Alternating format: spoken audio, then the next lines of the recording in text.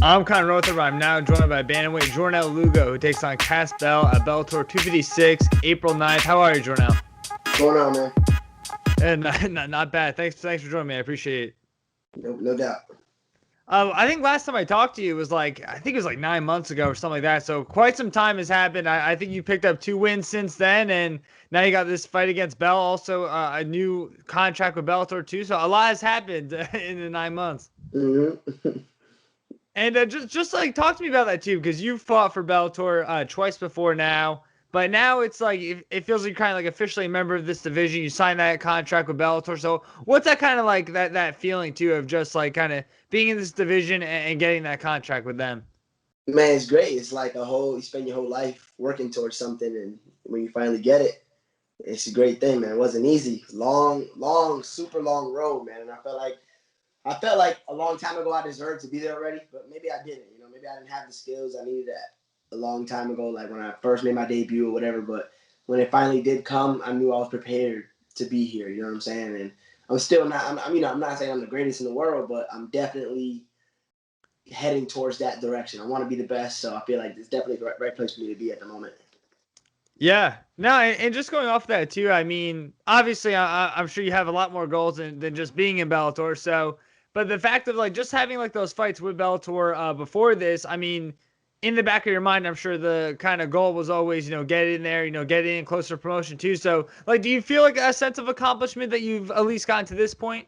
Yeah, big time, man. To be signed, like just fighting on Bellator the first time for me was a big deal. Like, yes, finally I'm on a major show. But being signed, man, that was it helped me sleep at night. Like Yeah. big weight is off your back, just like anything else that anybody would do. If somebody went to college for 8 years to become a doctor, when they finally get that job or open up their own clinic or do whatever it is that they've been working for, it feels amazing. Yeah. A lot of people talk about like the light heavyweight division in Bellator, but a lot of people talk about the bantamweight division as well. I mean, obviously you have Archuleta and Pettis fighting for the title, but there's a lot of guys in there that I think don't get mentioned that are pretty like big names too. I mean, obviously a lot of people mention James Gallagher too, but I like Rafian Stotts and Jared Scoggins they recently signed too. I don't think we've seen him fight just yet, but like that must be pretty exciting too to be a part of this division now too and have a lot of those guys that could be future fights for you. Yeah, for sure. That the thing that's really good about that is a lot of times when people came up in Bellator, they would be like ridiculed and picked on because they'd be like, "Oh, all your fights were like cherry picked, and you had all these bums. You fought nothing but bums, unsigned fighters." And it's like, damn, they do all this work and they get to this position, and all they do is get made fun of because they're not in the UFC, or because they haven't fought the best opponents. But now we have a division, well, especially with the 35ers, that when I do beat all these guys, no one can say like, "Oh, you fought a bunch of bums." You know what I'm saying? Like they'll have to put respect on my name. This is a division where even if I never went to the UFC, right? I stay in Bellator forever. I'd have a good resume and have a good career fighting the top, the top guys, good Yeah. opponents. So no one could take that away from me. You get what I'm saying? For sure. Yeah, no, absolutely. And if you don't mind me asking too, how many fights like is this current contract? It's a 4-fight deal. Yeah. Okay, great. Yeah, so I mean, yeah, a lot to look forward to for the future. Obviously, it starts with Cass Bell too, who nothing gets like your past opponents, but I just feel like personally, he definitely probably has one of the bigger names that you faced up to this point too. So, what was kind of your reaction to getting his name as kind of that first fight of the deal? Yeah, I already he's one of those guys where I kind of knew I was gonna fight him. When you just have that feeling. Like before I fought my first Bellator fight, John Duma, I kind of knew I was gonna fight John Duma. I just had that feeling. And Cass Bell was another one. Like I was like, I'm probably gonna fight him very soon here. So when I got that call, that was cool. And like you said, he's definitely somebody who has some kind of a name. I'm not saying he's like the biggest name in the world, but he has a recognizable name to where some people will be like, "Oh, the guy with the green hair." Yeah, That's good. Like finally, I got somebody like with a name because eventually I only want names. Eventually, it's not about the records anymore. Like in the beginning, for me, it was about fighting guys with good records so that it could show like, look, I beat notable people that had good records. You know what I'm saying? But at some point, even if you fight a 10-0 guy, if he has no name, they're like, who did you beat? yeah, Yeah, they didn't beat anybody. So you fought these guys who were really tough. It doesn't matter until you start yeah. getting a name. So it's real good for me to finally get a name under my belt, and then from there continue to fight people with names, so that way I can continue. Something like a video game. You know, you're absorbing them, Yeah. absorbing, them, putting them on my record. You know what I'm saying? Like, Yeah. so it definitely is good. I'm glad that finally I got somebody with a name, and in order for you to get a name, you have to beat names. Yeah. See what I'm saying? So it's definitely a good thing. Going off of what you just said too, I mean, he might be maybe the biggest name, but do you feel like he's the toughest guy you faced up to this point? I would say he just brings different things to the table. Everybody brings different things to the table. Whether some people are technical, some people are pretty wild, some people have good cardio, some people are very strong. You know, wrestlers. Everybody brings different things to the tables, and he just brings a different skill set to the table. He's not the first southpaw I fought, not the first tall guy I fought, but I guess you could say he's the first tall southpaw. You know? Right? So Yeah. he's got a little bit of something unique there. Skill wise though, so I still feel like he's all right. You know, he's cool. I'm not overlooking him at all. Definitely doing everything I can in training camp, man. I'm busting my ass, and man, I'm definitely ready to get this fight because this training camp no joke. You know, so I definitely feel like I got him though. Like I got him. You know what I'm saying? Yeah. You said that you never faced you have faced a tall guy, you have faced a southpaw. Have you faced a guy with green hair yet? Nope. Yeah. First time for everything. Yeah, exactly. Never fought a guy with green hair. Yeah. Yeah. And you're talking about like your camp too. Like, has this been like your toughest camp? Um, in different ways, kind of, yeah. I think this is probably one of my first times like pushing my limits a little bit, if you would say, like just going harder in terms of like cardio. Just trying to push my limits because I feel like sometimes I have like all year round I do cardio, right? Like I do cardio all, but I have like a certain number of things that I do, and I just do these things, and that's it. I do 8 sets or 10 sets, and this is the first time me playing with just pushing it, like doing more. See what happens if I do more of it. You know what I'm saying? And so in that way, it's definitely been like real tough, like with my willpower, you know, like trying to grow my more will to do more. So in that way, kind of, it's definitely, and it's getting more rough, you know, because the more in shape you get, the harder it is to get yourself tired. Mm-hmm. It's like tougher and tougher, I guess you could say. So in that way, kind of, it's been tougher, but my skills have definitely gotten a lot better. It's been 4 months since my last fight, or 5 or something. Yeah. So I've gotten a lot of new, a lot more skills, a lot sharper. And people would say I'm sharp before. So this fight is going to be good for people to be like, damn, we thought he was sharp before. You know what I'm saying? Like, so I'm excited to show everybody. Let the whole division know, the bantamweight division know that I'm here, you know, like, and I'm different. Yeah. I'm not like all these other dudes. Like, I'm different, you know, so that's going to be exciting to show. Yeah. You talk about your skill set too. What do you see from Kaz, like as far as like a breakdown? Like, what do you kind of notice for first glance? He's southpaw. All right. So main thing would be like he's a fighter. You know what I'm saying? Like that's his MO. He goes out there to fight, and he's 5-1. I wouldn't. He's good, right? Like he's got good wrestling, good whatever. But the people that he's fought have had like better attributes than him, as far as like wrestling and different things here and there that have been better than him. But he's been able to overcome those things because he has that grit. Like if you fuck up, can I cuss on this? I don't know if I cuss, but if you mess up, you're fine. If you mess up, he'll capitalize. You know what I'm saying? So like he's one of those kind of guys. You slip up, boom, he got you. So you got to be on your P's and Q's with this guy. You know. So I would. But what was your question again? Yeah, just like what was kind of like your overall like breakdown of him as like a fighter? Yeah. So overall, I think that's his best attribute is that he's a fighter. Like he just shows up to fight. Those guys, like I was saying, were better than him in little things here and there. But since he's a fighter, he was able to overcome those guys. You see what I'm saying? So I got to show that like I got the skills over him, and I got the heart and the grit and the will to fight. I got everything over him. And that's the package right there. Skills and that heart and grit and determination. You know, I got those, and I have a high IQ. So yeah. And now too, this will be your first fight where they're kind of starting to introduce these rankings and things like that too. And over, like we already been talking about, he is kind of one of the bigger names that you face up to this point too. So does this one kind of feel like it's a chance to maybe like put that division like on notice a little bit? Yeah, definitely. I'm a yeah, for a fact. Like I don't even have to. I won't have to put the division on notice or anything like that. They're gonna know. They already know. I feel like if you watch my fights, come on, y'all know I'm different. I ain't the same. You know what I'm saying? Like so after my fight, I don't even have to explain what's already understood. You see what I'm saying? Y'all know what's up. Like Yeah. What do you kind of make of Bellator's like introducing the rankings and things like that? I like it. It's good. I wonder how that's gonna play out exactly. Like I think it's good that people know where they stack up. You know, but I wonder. I don't really understand it too much, to be honest. I just know like if you have a certain ranking, then you want to fight people with a better ranking so you can get closer and closer to the belt. You know. Mm-hmm. But a lot of times the ranking system don't even be getting like they don't even go by it. Like they'll have a number 15 guy fight the number 1 guy. Like so, I wonder if it'll make a big difference. Yeah.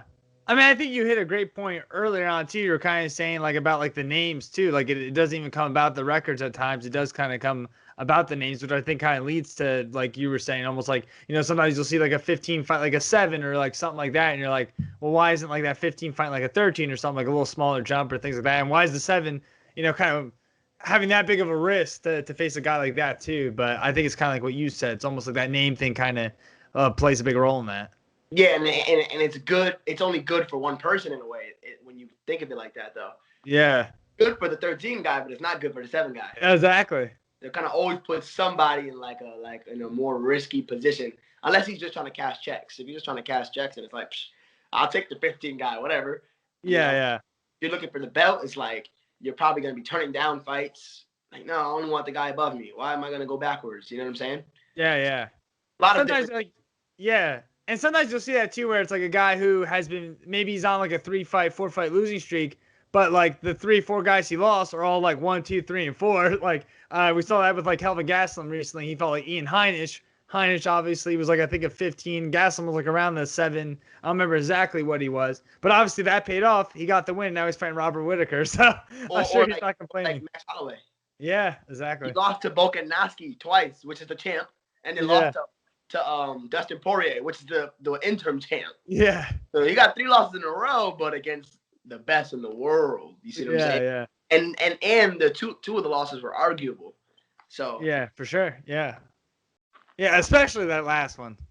Yeah, you see what I'm saying? So like, it's definitely different than losing to somebody like that you're not supposed to lose to or low ranking or something like that. Yeah. And like you were saying too, like you feel like a lot of the people in the division feel like you're different and things like that. But like, what's it feel like to kind of have that feeling when we didn't always like we already talked about how like the Bellator division is pretty stacked, but like like right now, like the just entire bantamweight division, like including the UFC, even some of the prospects coming up too, like the bantamweight division, I feel like is like really booming right now. Yeah, in the UFC and Bellator, and it's one championship you could say as well. Yeah, like even prospects too. I mean, I guess you could say the thing is the weight class. The smaller weight classes usually tend to have like the more technique. But 135 is like that right there, where it's like not super small like 125, but they're still pretty small, But like 135 is like that solid division. I feel like, and everyone there has to be skilled. They have to be fast, have to have cardio, and they hit hard enough to knock each other the fuck out. So it's like, I think 135 and 45 and 55 are definitely going to be always going to be those divisions where there's a lot of competition. Yeah. Yeah, it seems like the smaller weights too, more recently are getting like more respect too, because like even with the flyweights too, like that Figueiredo Moreno fight, everybody was talking about them after that. Like everybody was talking about the flyweights. Where 2 years ago, everyone was talking about maybe the flyweight division might not even exist anymore. I think it's because it's probably much more. It's a little bit more hit or miss. Like not hit or miss, but like seldom, I guess you could say. It's more rare. Like it's not that many of these guys going at it and having names. Whereas at 35. There's a ton of names at 35 in Bellator and UFC. The regionals, like 35ers, are all over the place. You see what I'm saying? So I think that's probably what it is. Why 25 doesn't get the exact same amount of love, but they are coming up though. Yeah. One of my last questions for you too, I want to talk about is just like, having all the success that you've had so far up to this point, and also like you just like there's a lot of things to be excited about. We just said you signed that 4-fight contract. You're getting a bigger name this time around. Like how do you keep yourself like humble too though, like going into this? Because like when you are so high like that, like how do you kind of like stay like level headed and focused? Oh, just fear, fear. One small slip up, and Yeah. one small slip up, and I lose my next fight, and then you fuck around and lose the next one after that. Oh, then you cut. It's not like we're guaranteed, like we have a guaranteed contract, and this in this particular sport, you could say you made it, but you never really actually make it until you have like a really established name, right? When you have like Conor McGregor's an extreme example, but like let's say like Max Holloway, Jose Aldo, like these champions, or like Brian Ortega, who's never a champion, but he has an established name.